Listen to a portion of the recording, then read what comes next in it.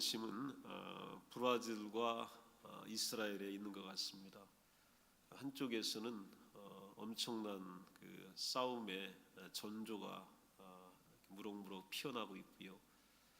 또 남반구 또 남아메리카의 나라에서는 내일 인류의 축제인 브라질 월드컵 결승전이 진행이 되게 됩니다.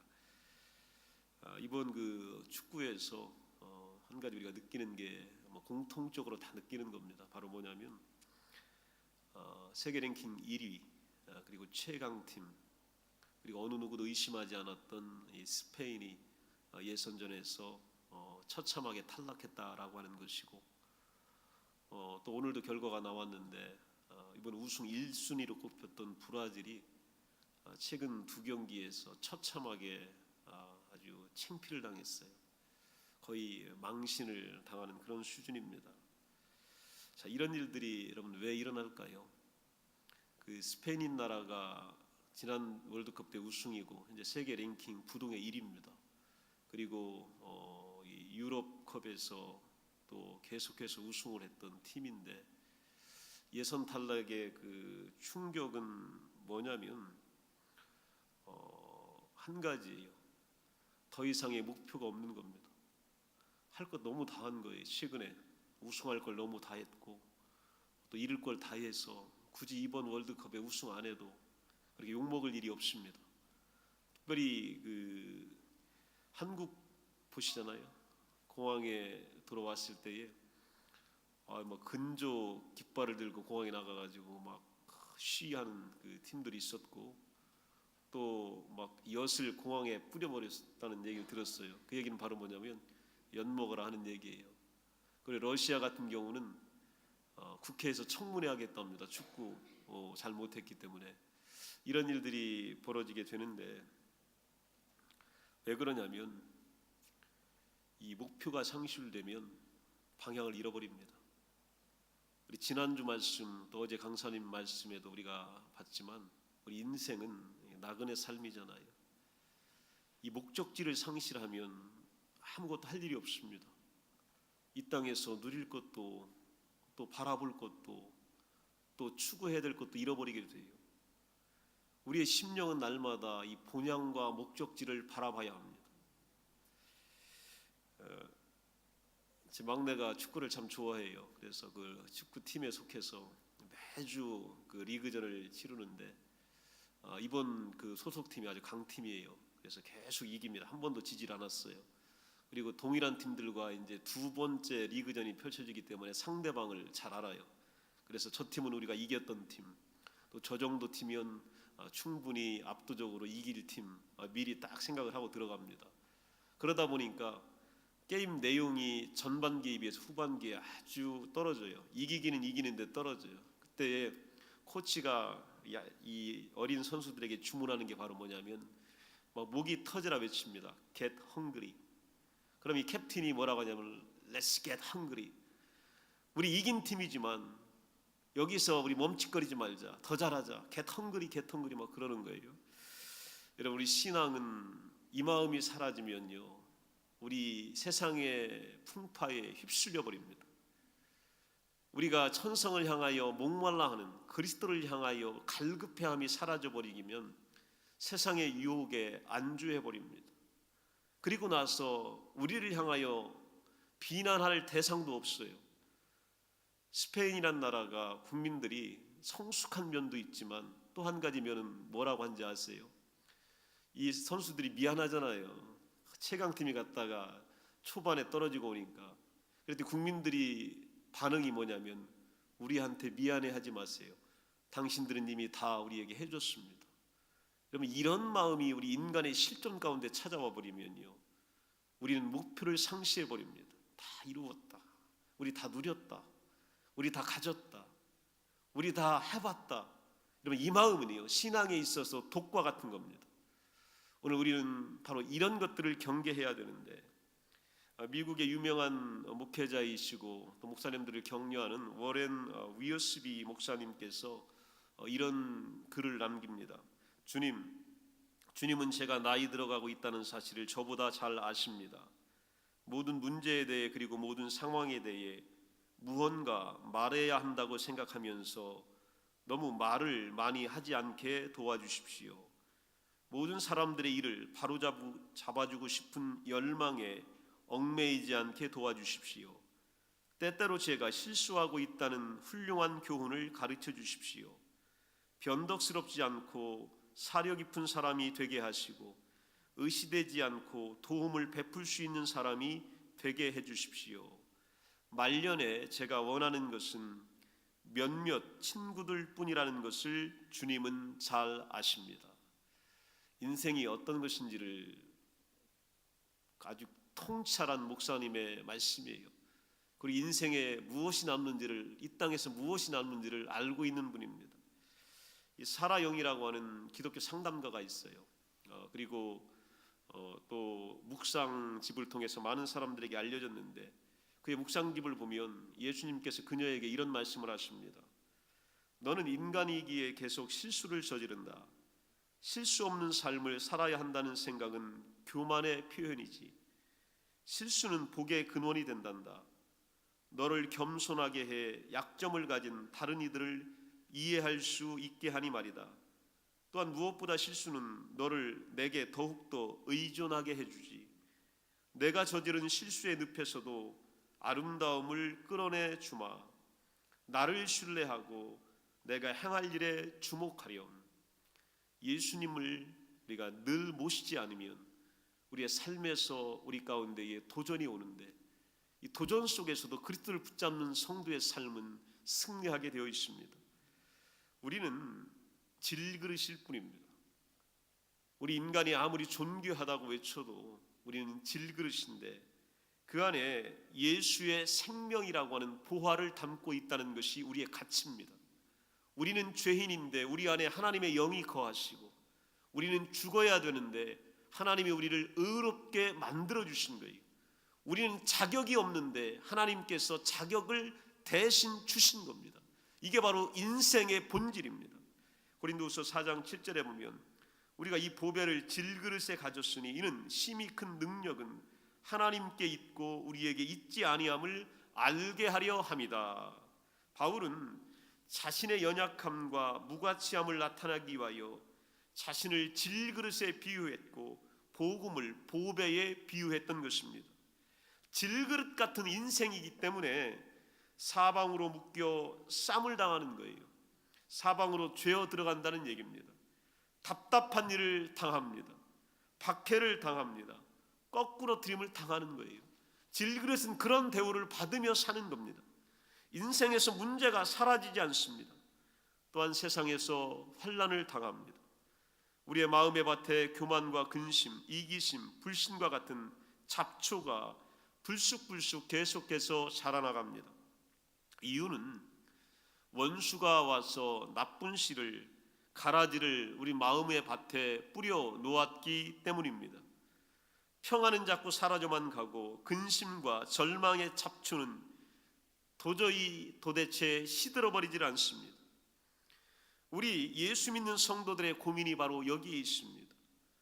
죄의 문제, 고통과 불신과 미움과 시기가 그림자처럼 따라다닙니다. 가는 곳곳마다 따라다닙니다. 떼어놓을 수가 없는 거예요. 중국의 유명한 사상가인 그 장자가 쓴 그의 글에 보면 이런 표현이 있습니다. 자신의 그림자가 방해되고 발자국이 기분 나빠 그 둘을 없애기로 작정한 사람이 있었다. 그렇지, 그 둘로부터 내가 도망치는 거야. 벌떡 일어난 그는 달리기 시작합니다. 그러나 발을 떼어놓을 때마다 다른 발자국이 생기고 그림자는 전혀 힘도 들이지 않고 계속 따라옵니다. 그는 생각하기를 내가 느리게 달려서 그런 거야. 그래서 그는 쉬지 않고 더 빨리 달렸고 마침내 너무 빨리다가 지쳐 쓰러져 죽습니다. 그가 몰랐던 것이 무엇일까 장자는 생각합니다. 그리고 이야기합니다. 그가 그늘 속으로 들어갔더라면 그림자는 사라졌을 것이고 가만히 앉아 있었더라면 더 이상 발자국이 생기지 않았을 것이다. 이렇게 이야기합니다.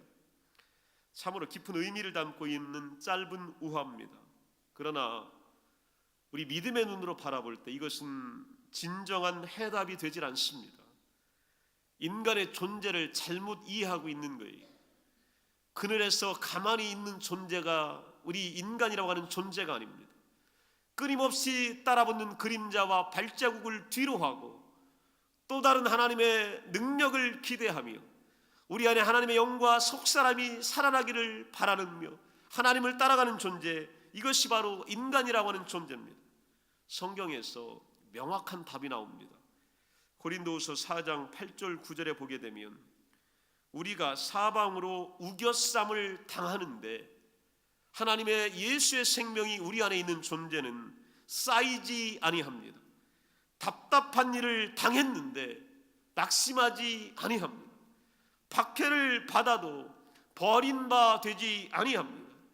거꾸로 들임을 당해도 망하지 아니합니다. 어떻게 이런 일이 가능할까요? 악한 원수가 뿌려놓은 가라지가 제거되고 사망의 음침한 골짜기에서 보여지는 검은 그림자가 어떻게 사라질까요? 정답이 오늘 우리가 읽은 본문에 나옵니다. 4장 16절에 보면 우리가 낙심하지 아니하노니 우리의 겉사람은 낡아지나 우리의 속사람은 날로 새로워지도다. ken산의 목장께도 앉아 있고요. 그 자막을 우리 청년 정신 바짝 차리고 자막을 이렇게 띄워주시면 됩니다. 나를 보고 우리의 겉사람이 깨지면 우리의 속사람이 나타납니다. 속사람은 하나님의 영과 하나된 존재입니다. 죄와 사망의 권세가 통치하지 못하는 새로운 세계가 우리 가운데 흘러나오게 됩니다. 고린도후서 4장 10절에 보면 우리가 예수의 죽음을 몸에 짊어짐은 예수의 생명이 또한 우리 몸에 나타나게 하려 함이라, 이렇게 말씀하고 있습니다. 예수의 죽음을 몸에 짊어지고 사는 사람만이 예수의 생명이 우리 안에 나타난다는 얘기입니다. 십자가를 짊어진 사람만이 부활의 기쁨을 누릴 수 있다는 얘기입니다. 예수님의 죽음 당하심에 우리의 몸을 내어주면 예수의 생명이 항상 우리 안에 흘러 넘치게 되어 있다고 말씀하고 있습니다. 4장 14절에 보면 주 예수를 다시 살리시니가 예수와 함께 우리도 다시 살리사 너희와 함께 그 앞에 서게 하실 줄을 아노라. 왜 우리가 예수의 죽음을 몸에 짊어지고 사냐면 예수를 살리신 하나님께서 우리 또한 예수처럼 살릴 것을 알기 때문이에요. 그래서 우리를 따라오는 그림자도 또 그 험한 발자국도 우리는 두렵지 않습니다. 예수의 생명이 우리 안에 있기 때문입니다. 생명이 있는 존재 예수가 내 속에 있는 사람은 세상의 환난이 달라 보여집니다. 4장 17절에 보게 되면 우리가 잠시 받는 환난에 경한 것이 이렇게 돼 있어요. 우리가 당하는 환난, 이 트러블이요, 성경은 뭐라고 얘기했냐면 라이트하고 모멘터리하다, 가볍고 순간적이다, 이렇게 이야기합니다. 나는 엄청나게 무거운데, 나는 힘든데, 오늘 성경은 우리가 받는 환난이 가볍고 순간적이다, 이렇게 이야기합니다. 전에는 십자가가 굉장히 무겁고 힘들고 이 몸에 안 맞아서 도저히 힘들어서 따라갈 수 없었는데 예수의 생명이 내 안에 우리의 겉사람이 속사람을 통하여 깨지고 나니까 이제는요, 십자가도 환난도 무거운 짐도 동일한데 가벼워지는 거예요. 가볍게 느껴집니다. 이게 몸에 딱 맞아요. 거뜬합니다. 그리고 내 몸에 맞기 때문에 넉넉하게 해볼 만해요. 따라갈 수 있는 거예요. 그림자가 쫓아오는데 끌고 다닐만 한 거예요. 험한 발자국 돌아보면서 견딜만 한 거예요. 왜요? 예수의 생명이 내 안에 있기 때문입니다. 17절 하반절에 보면 지극히 크고 영원한 영광에 중한 것을 우리에게 이루게 하려 함이니, 이렇게 말하고 있습니다. 지극히 크고 영원한 영광은 그 무게가 무겁다는 얘기예요. 비교도 안 된다는 건데 이 영원한 영광을 어떤 것이 이루냐면 잠시 받는 환난에 경한 것이 이루는 겁니다. 내가 받는 어려움의 이 과정이 영광을 이루는 것이고, 오늘의 근심이 기쁨을 이루는 것이고, 내 무게가 우리에게 자유함을 주고 있다. 성경은 이렇게 말합니다. 예수의 생명이 있는 존재는 지금부터 영광이 아주 크게 보입니다. 고난이 무거워지는 게 아니라 영광이 크게 보이고, 영광의 무게가 다른 어떤 것과도 비교가 안 돼요. 그것 생각하면 다른 것이 하찮아 보입니다. 이게 바로 예수의 생명이 우리 안에 있는 존재입니다. 보이지 않는 것을 보는 것보다도 주목합니다. 세상은 이 진리를 몰라요. 보이는 것만 주목합니다. 그러나 예수의 생명이 있으면 보이지 않는 것을 보는 것보다도 주목합니다. 18절에 보게 되면 우리가 주목하는 것은 보이는 것이 아니요 보이지 않는 것이니 보이는 것은 잠깐이요 보이지 않는 것은 영원합니다. 이렇게 말합니다. 보이는 것은 잠깐이고 지나간다는 얘기예요. 그러나 보이지 않는 것은 영원하다. 이렇게 말합니다. 이것을 누가 보냐? 예수의 생명이 우리 안에 있는 자들만 보게 됩니다. 고린도서 5장 17절에 보면 그런즉 누구든지 그리스도 안에 있으면 새로운 피조물이라 이전 것은 지나갔으니 보라 새 것이 되었도다. 예수의 생명이 강물처럼 흐르는 주의 자녀들에게는 죽음이 곧 삶이 되고 고난조차도 기쁨이 됩니다. 이걸 누가 알겠어요? 죽는 것이 사는 것이고 오늘 매맞는 것이 영광이고 고난이 기쁨이고 안 보이는데 보여지고 이 신비로움과 경이로움을 예수 말고 우리에게 누가 가르쳐 준다는 말입니까? 예수의 생명이 있는 존재는 어떻게 변화되냐면요, 6장 8절에서 10절에 보게 되면 우리는 속이는 자 같으나 참되다. 속이는 자 같은데 참되고 무명한 자 같으나 유명한 자요 죽은 자 같으나 보라 우리가 살아있고 징계를 받은 자 같으나 죽임을 당하지 아니하고 근심하는 자 같으나 항상 기뻐하고 가난한 자 같으나 많은 사람을 부유하게 하고 아무것도 없는 자 같으나 모든 것을 가진 자다. 그럼 이런 얘기요, 예수 모르고 하면 이거 사기꾼 되는 겁니다. 이거 나쁜 사람 되는 거예요. 세상을 향하여 거짓 음모를 꾸미는 자가 돼요. 어떻게 무명한 자가 유명한 자 되고 징계받는 자가 죽임을 당하지 않아요. 그러나 예수 안에 있는 자들은 이 귀한 생명의 진리를 오늘도 알게 되는 거예요. 생명이 없는 자들은 이 말이 무슨 말인지를 몰라요. 오늘 속사람이 하나님의 영에 채워지지 않는 존재들은 이 말의 가치를 이해하지 못합니다. 이 생명의 자녀들을 보시면서 우리 아버지는 지금도 기뻐하고 계신 거예요. 우리 주님의 기쁨은요, 우리의 자녀들이 예수 안에서 생명과 영생을 소유하며 살아갈 때에 기뻐하시는 겁니다. 주님의 자녀들이 본향을 향하여 다가오는 것을 바라보시며 아버지를 기다리는 삶을 살아가시는 것을 보시고 기뻐하시는 겁니다. 스바냐 3장 17절에 너희 하나님 여호와가 너희 가운데 계시니 그는 구원을 베푸실 전능자시라. 그가 너로 말미암아 기쁨을 이기지 못하시며 너를 잠잠히 사랑하시며 너로 말미암아 즐거이 부르며 기뻐하시리라. 손을 높이 들고 마음을 활짝 열어 오늘을 귀한 선물로 받아라. 이렇게 말씀하시죠. 생명이 있는 사람만이 이게 귀하다는 걸 압니다. 하루의 가치가 얼마나 귀하다는 것을 예수 안에 있는 존재만이 압니다.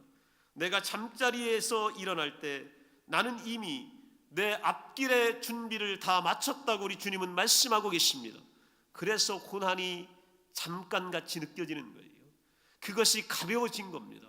그래서 견딜만 한 거예요.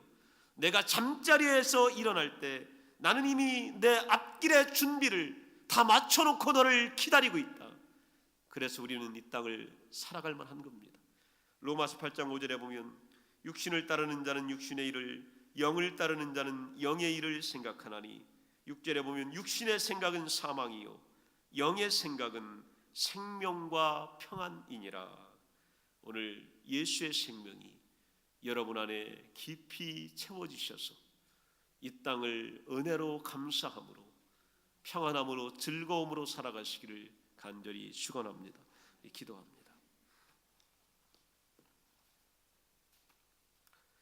다 같이 함께 기도하실 때에 여러분, 우리는 늘 이 생명에 목말라야 합니다. 그리고 이 생명의 은혜를 간직할 때 행복한 존재들입니다. 그림자 때문에, 때로는 발자국 때문에 고난받으면서 머물러 있어야 되는 존재들이 아닙니다. 오늘도 예수의 영과 속사람과 월드컵 결승전을 하루 앞둔 이 브라질이라고 하는 지역을 주목합니다. 많은 사람들이 아마 내일 새벽을 기다리면서 결과를 예측하고 흥분된 마음을 가지고 있을 겁니다.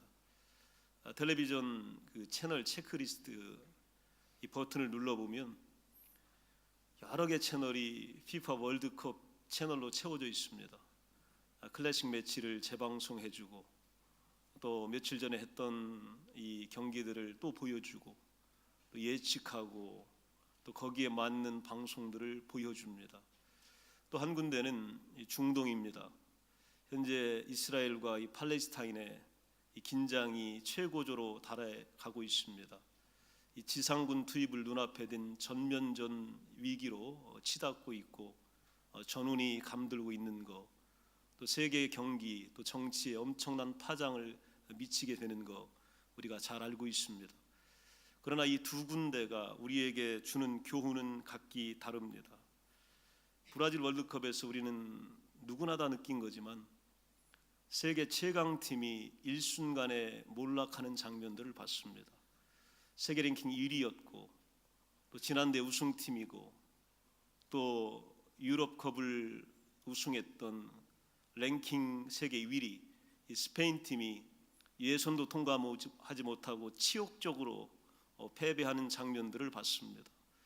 왜 그럴까? 제가 말씀드리지 않아도 여러분은 잘 아실 겁니다. 많은 이 해설자들이 설명해 주기를 최강팀이었기 때문에 한 가지가 부족한 겁니다. 목적이 없었던 거예요. 목표가 상실된 겁니다. 목표가 상실되면 아무리 강해도 순식간에 무너집니다. 정체성이 무너지고 본질이 흩어져 버리면 그 어떠한 강력함도 그에게는 안전장치가 되질 못합니다. 또 이스라엘을 바라보게 되면 이스라엘과 팔레스타인 긴장이 도는데 서로가 부딪혔습니다. 한쪽은 수백 명이 죽었어요. 근데 이스라엘은 한 명도 안 죽었습니다. 왜 그럴까요? 한쪽은 수백 명이 죽고 한쪽은 한 명도 안 죽고 이 전쟁의 결과는 뻔합니다. 어느 팀이 이길지 우리는 잘 알고 있습니다. 미국도 이 전쟁을 말리지 못할 겁니다. 중동에 있는 여러 나라도 이 전쟁을 말리지 못할 거예요. 이유가 있기 때문에 이스라엘이라고 하는 나라는 살아야 합니다. 그 땅에 예루살렘 성전을 회복하고 시오니즘을 외치며 또한 약속의 땅에 메시아의 통치를 기다리며 하나님의 축복을 보여야 되는 문제가 그들에게 있기 때문입니다. 그들에게 있어서 전쟁은 전쟁이 아니라 생존이고 삶의 목표고 위대한 가치고 의미가 되기 때문에 그렇습니다. 한쪽은 목적을 잃어버려서 순식간에 떨어지고 한쪽은 끝까지 목표를 잡고 있기 때문에 넘어지지 않습니다. 오늘 우리들에게 중요한 것은 목표입니다. 오늘 신앙의 목표, 신앙의 목적, 오늘 교회에 나와서 예배드리는 그 본질이 있어야 합니다. 이거 잃어버리게 되면요, 지난날 우리가 해왔던 모든 신앙생활도 어느 순간의 물거품처럼 환난과 때로는 원수의 공격 앞에 넘어질지 모릅니다. 그러나 오늘 예수 그리스도를 내 생명처럼 붙들고 그분을 의지하며 십자가를 자랑 삼고 다시 오실 예수 그리스도를 기다리는 삶 속에는 하나님의 놀라운 능력이 나타납니다. 그런 사람들에게는, 그런 신앙인들에게는 대적자와 매복자가 힘을 쓰지 못하게 되는 것입니다. 지난주에 미국의 유명한 그 목회자 워렌 위어스비라고 하는 분이 계십니다. 목회자들을 위한 목회자로 더 알려진 분입니다. 그분의 책을 이렇게 묵상하면서 다시 한번 여러 가지를 생각해 봤는데 그분의 말씀 가운데 이런 글이 제게 감동이 됩니다. 주님은 제가 나이 들어가고 있다는 사실을 저보다 잘 아십니다. 모든 문제에 대해 그리고 모든 상황에 대해 무언가 말해야 한다고 생각하면서 너무 말을 많이 하지 않게 도와주십시오. 모든 사람들의 일을 바로잡아주고 싶은 열망에 얽매이지 않게 도와주십시오. 때때로 제가 실수하고 있다는 훌륭한 교훈을 가르쳐 주십시오. 변덕스럽지 않고 사려 깊은 사람이 되게 하시고 의시되지 않고 도움을 베풀 수 있는 사람이 되게 해주십시오. 말년에 제가 원하는 것은 몇몇 친구들 뿐이라는 것을 주님은 잘 아십니다. 목회가 무엇인지를 알고 있었던 신실한 종의 고백입니다.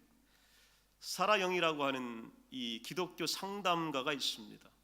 또 그의 묵상집 이 지저스 콜링은 굉장히 유명합니다. 그의 책을 통해서 예수님이 그녀에게 이렇게 말씀하여 주십니다. 너는 인간이기에 계속 실수를 저지른다. 실수 없는 삶을 살아야 한다는 생각은 교만의 표현이다. 실수는 복의 근원이 된단다. 너를 겸손하게 해 약점을 지닌 다른 이들을 이해할 수 있게 하니 말이다. 또한 무엇보다 실수는 너를 내게 더욱더 의존하게 해주지. 내가 저지른 실수의 늪에서도 아름다움을 끌어내 주마. 나를 신뢰하고 내가 행할 일에 주목하렴. 사라 영이라고 하는 이 묵상가는 주님을 분명하게 의지해야 그 어떤 상황에서도 능력이 되고 힘이 되고 위로가 되고 자비가 된다라고 하는 것을 알고 있었습니다. 신앙생활의 목표가 뭐고 본질이 무엇인지를 사라 영은 잘 알고 있습니다. 오늘 성경은 우리는 질그릇일 뿐입니다. 그 안에 예수의 생명이라는 보화를 담고 있는 것이 중요합니다. 우리는 원래 죄인이었습니다. 그런데 예수님께서 우리 죄를 씻어주시고 의인 삼아 주셨습니다. 우리는 자격이 없는 존재였습니다. 하나님을 만날 수 없는 존재였습니다. 그런데 예수님이 십자가에 달려 돌아가 주심으로 인하여 우리는 하나님의 자녀가 되었고 영생을 소유하는 존재가 되었습니다. 우리는 단지 질그릇뿐인데 우리 안에 보배가 담긴 것입니다. 우리는 겉사람을 안고 있는데 우리 안에 생명의 주 예수의 영이 속사람이 되어서 우리와 함께하고 계시기 때문에 우리가 보배로운 존재가 된 것입니다. 고린도서 4장 7절에 보면 우리가 이 보배를 질그릇에 가졌으니 이는 심히 큰 능력은 하나님께 있고 우리에게 있지 아니함을 알게 하려 함이라 이렇게 말씀하십니다. 바울은 자신의 연약함과 무가치함을 나타내기 위해 자신을 질그릇에 비유하고 복음을 보배에 비유하고 있는 것입니다. 질그릇 인생이기 때문에요. 보기에도 그렇게 좋지 않습니다. 그렇게 큰 대우를 받지 못합니다. 사방으로 우겨쌈을 당합니다. 사방으로 옥죄어 들어가는 것이 우리 인생입니다. 답답한 일을 당합니다. 속절없는 고통을 계속해서 지고 살아갑니다. 때로는 박해를 당합니다. 또 거꾸로 트림을 당하기도 합니다. 인생에서 문제가 사라지지 않습니다. 또한 세상에서 우리는 환난을 당합니다. 우리의 마음의 밭에 교만과 근심, 이기심, 불신과 같은 잡초가 불쑥불쑥 계속해서 자라납니다. 이유가 뭘까요? 이유는 원수가 이 나쁜 씨, 가라지를 우리 마음에 뿌려놓았기 때문입니다. 사탄이 죄라고 하는 나쁜 씨를 우리에게 던져놓았기 때문입니다.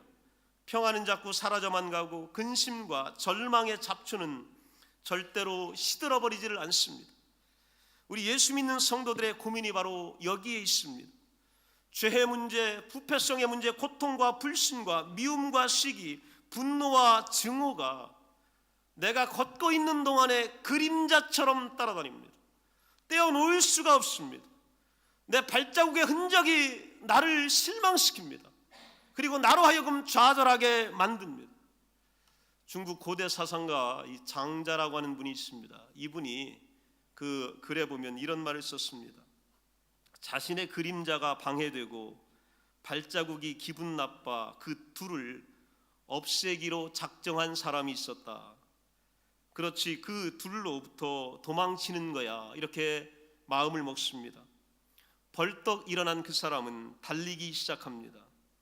그러나 발을 떼어 놓을 때마다 다른 발자국이 생기고 그림자는 전혀 힘도 들이지 않고 계속해서 이 사람을 따라 붙습니다. 생각하기를 느리게 달렸기 때문에 그림자가 나를 따라오는 거야. 안 되겠다. 그래서 그는 쉬지 않고 달립니다. 더 빨리 달립니다. 근데 마침내 지쳐서 쓰러져서 죽게 됩니다. 장자는 그 뒤에다가 그가 몰랐던 것이 있었다, 이렇게 설명을 합니다. 그가 그늘 속으로 들어갔더라면 그림자는 사라졌을 것이고, 가만히 앉아 있었더라면 더 이상 발자국은 생기지 않았을 것이다.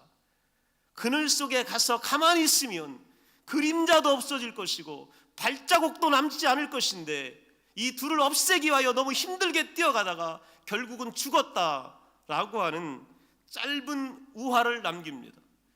우리가 이 이야기를 들을 때 참 지혜롭다, 의미 있다라고 하는 생각을 처음에는 갖게 됩니다. 그러나 이것은 인생의 진정한 해답이 되질 못합니다. 성경은 이렇게 우리에게 알려주고 있지 않습니다. 성경은 우리에게 인간 존재는 어떤 것이고 우리의 목적지가 어디에 있고 무엇을 위하여 살아가고 있는지를 우리들에게 말씀하여 줍니다. 그래서 고린도후서 4장 8절에서 9절에 보면 우리가 사방으로 우겨쌈을 당합니다. 그런데 성경은 우리들에게 우겨쌈을 당하는데 쌓이지를 않습니다. 옥죄어 오는데 옥죄일 수가 없어요. 답답한 일을 당합니다. 그런데 낙심하지 않아요. 또한 박해를 받아도 버림받지를 않습니다. 거꾸로 트림을 당했는데 망하지를 않아요. 어떻게 이게 가능할까요? 이게 어떻게 이 그림자와 발자국을 이겨나갈 수가 있을까요? 악한 원수가 뿌려놓은 가라지가 제거되고 사망의 음침한 골짜기에서 보여지는 검은 그림자가 어떻게 사라질까요? 정답이 바로 오늘 성경에 나옵니다. 오늘 본문에 나옵니다. 4장 16절에 보면 우리가 낙심하지 아니하노니 우리의 겉사람은 낡아지나 우리의 속사람은 날로 새로워지도다. 우리의 겉사람이 깨지면 우리 안에 하나님의 영 속사람이 흘러넘치게 되어 있습니다. 속사람은 하나님과의 영과 연합된 하나된 존재입니다. 죄와 사망의 권세가 통치하지 못하는 새로운 세계가 우리 안에서 흘러넘치게 되어 있습니다. 예수의 생명이 우리 안에 있게 되면 그 어떤 것도 우리를 이길 수 없는 신비롭고 경이로운 힘들이 하나님의 영 가운데 예수의 영 안에서 속에서부터 흘러나오게 되어 있습니다. 4장 10절에 보게 되면 우리가 예수의 죽음을 몸에 짊어짐은 예수의 생명이 또한 우리에게 나타나게 하려 함이라. 예수의 죽음 당하심에 우리 몸을 내어주면, 예수의 그 죽음에 우리 몸을 맡겨버리면, 우리가 죽음을 우리 몸 안으로 끌어들여 살게 되면 거기서 끝나는 것이 아니라 예수의 생명이 항상 우리 가운데 흘러 넘친다는 것이 예수님의 말씀입니다. 죽음을 끌어다가 짊어지고 살면 우리는 못 살게 되어 있어요. 고통스럽고 냄새나고 역겹고 또한 이 건들 수가 없습니다. 그런데 예수의 죽음이 내 안에 들어오게 되면, 예수의 죽음을 내가 끌어안고 살게 되면 예수의 생명이 내 안에서 피어나게 되어 있습니다. 이게 하나님의 약속입니다. 14절에 보면 주 예수를 다시 살리시니가 예수와 함께 우리도 다시 살리사 너희와 함께 그 앞에 서게 하실 줄을 아노라. 예수님을 하나님이 살리셨습니다. 그러면 오늘 우리를 누가 살려주시느냐? 하나님께서 우리를 살려주실 것을 내가 안다고 오늘 성경은 선포하고 있는 것입니다. 생명이 있는 존재 예수가 내 속에 있는 사람은 세상의 환난이 달라 보입니다. 17절에 보면 우리가 잠시 받는 환난에 경한 것이, 환난을 뭐라고 설명했냐면 light and momentary troubles 이렇게 얘기합니다. light and momentary, 가볍고 순간적이라는 거예요. 우리가 당하는 것이 잠시 왔다가 잠시 있다가 가는 것이란 얘기입니다. 전에는 내가 짊어져야 되는 죽음과 십자가가 무겁고 힘들고 몸에 안 맞아서 도저히 힘들어서 따라갈 수가 없었어요. 그런데 예수의 생명이 내 안에 들어오고 나니까 이제는 이 죽음과 십자가가 가볍게 느껴지는 겁니다. 몸에 딱 달라붙어요. 거뜬하게 여겨져서 넉넉하게 따라갈 수 있도록 만들어 주시는 겁니다. 그래서 17절 하반절의 성경은 이렇게 이야기합니다. 지극히 크고 영원한 영광에 중한 것을 우리에게 이루게 하려 함이라. 지극히 크고 영원히 강체가 나는 영광에 중한 것을 어떤 것들이 이루어 주냐면 환난에 경하고 가벼운 것들이, 잠시 지나가는 것들이 이것들을 이루어준다, 이렇게 말씀하고 있는 겁니다. 환난이 이것들을 우리에게 축복으로 만들어준다, 이렇게 말씀하고 있습니다. 지금부터는 영광이 아주 크게 보입니다. 영광의 무게가 다른 어떤 것보다도 충분하게 느껴지기 시작합니다. 예수의 생명이 있는 존재는 보이지 않는 것을 보는 것보다 더 주목합니다. 이거는요, 성경이 말하는 놀라운 진리입니다. 18절에 보게 되면 우리가 주목하는 것은 보이는 것이 아니요 보이지 않는 것이니 보이는 것은 잠깐이요 보이지 않는 것은 영원함이라, 이렇게 말씀하고 있습니다. 17절에 보게 되면 그런즉 누구든지 그리스도 안에 있으면 새로운 피조물이라, 이전 것은 지나갔으니 보라 새 것이 되었도다. 우리가 어떻게 갑자기 새 것이 되느냐? 속에서 예수의 생명이 우리 속사람 가운데 흘러넘치게 되면 우리의 눈이 보이지 않는 것들을 보게 하는 거예요. 오늘 잠깐 있다가 없어지는 것들의 신비로움을 알게 되는 것입니다. 예수의 생명이 강물처럼 넘쳐흐르는 주의 자녀들에게는 죽음이 삶이 되고 고난조차도 기쁨이 됩니다. 십자가조차도 우리의 영광이 되고 하나님 앞에 쌓일 면류관의 예약이 되게 되어 있습니다. 그런 사람은 어떻게 되냐면 6장 8절에서 10절에 분명히 성경은 말씀합니다. 우리는 속이는 자 같으나 참되고. 이런 사람이 세상에 어디 있어요? 속이는 사기꾼이 뭐가 참됩니까? 그런데 예수 안에서 생명을 얻은 존재는 속이는 자 같으나 참되고 무명한 자 같으나 유명한 자요, 죽은 자 같으나 보라 우리가 살아있고, 징계를 받은 자 같으나 죽임을 당하지 아니하고, 근심하는 자 같으나 항상 기뻐하고, 가난한 자 같으나 많은 사람을 부유하게 하고, 아무것도 없는 자 같으나 모든 것을 가진 자로다. 예수 없이 이런 말하면 최대의 사기꾼입니다. 못 믿을 사람이에요. 가장 큰 헛소리가 됩니다. 그러나 예수의 생명이, 예수의 은혜가, 주님의 용서가, 주님의 약속이, 주님의 구원이 우리 안에 가득 채워지게 되면 우리는 죽은 자같이 보여도 살아있는 자입니다. 가난한 자 같으나 우리는 부유한 자입니다. 오늘 징계를 받는 자 같으나 고난당하는 자 같으나 죽임과 고난을 당하지 않고 하나님의 영광에 거하는 위대한 존재가 되게 되는 것입니다. 우리 아버지는요, 오늘 우리 이런 모습을 보시면서 기뻐하시는 겁니다. 이 생명의 자녀들을 보시면서 우리 아버지는 지금도 우리들을 위하여 축복하고 계신 겁니다.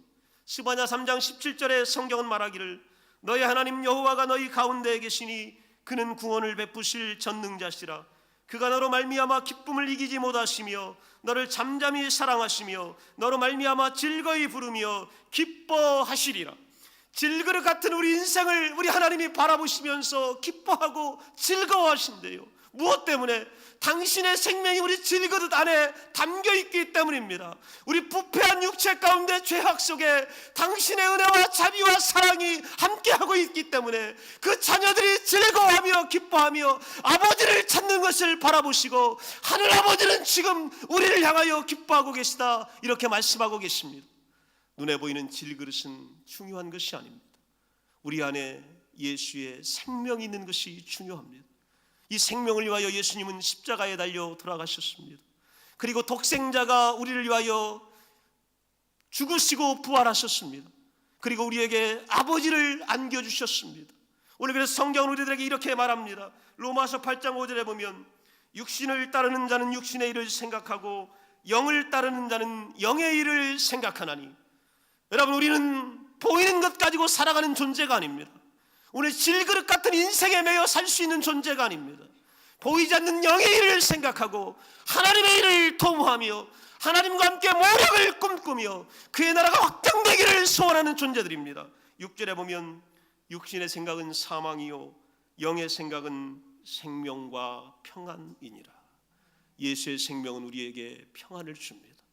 여러분이 영원히 죽지 않도록 만들어 주십니다. 육체가 죽을지라도 우리 주님 다시 오실 때에 육체 가운데 부활의 능력이 일어납니다. 죽음을 두려워하지 마십시오. 오늘 당하는 잠시의 경한 환난 때문에 무너지지 마십시오. 우리 주님은 여러분을 일으켜 세우시기를 원하고 계십니다. 우리 주님은 여러분이 강해지기를 원하고 계십니다. 예수님 때문에 예수님의 능력을 부여잡고 오늘도 실수한 자를 용서하여 주시며 오늘도 죄 지은 자를 사해 주시며 그 넓은 가슴으로 우리를 향하여서 팔을 벌리고 계십니다. 예수님의 사랑에 여러분 안기십시오. 그 생명 안에 들어가십시오. 예수의 생명이 있는 존재는 이 땅을 이기는 존재입니다. 예수의 생명이 있는 존재는 이 땅을 살아갈 목적을 갖게 됩니다. 우리에게는 목표가 있습니다. 우리 주님 다시 만나야 합니다. 우리 주님 오실 때 우리 무언가 보여드려야 합니다. 나 이렇게 남겼습니다. 나 이렇게 일했습니다. 이거 못하면 나 이렇게 고난받았습니다. 나 이렇게 울었습니다. 당신 때문에 속상했습니다. 이거라도 우리 예수님께 보여드려야 합니다. 그래 우리 주님께서 우리를 바라보시면서 충성되다 착하다 잘하였다 이렇게 말씀하실 것이고 또 어떤 사람에게는요 수고했다 애썼다 말씀하실 거예요. 고생했다 말씀하실 거예요. 안쓰럽구나 말씀하실 거예요. 우리 주님의 위로와 자비가 여러분에게 있습니다. 생명이 여러분에게 있습니다.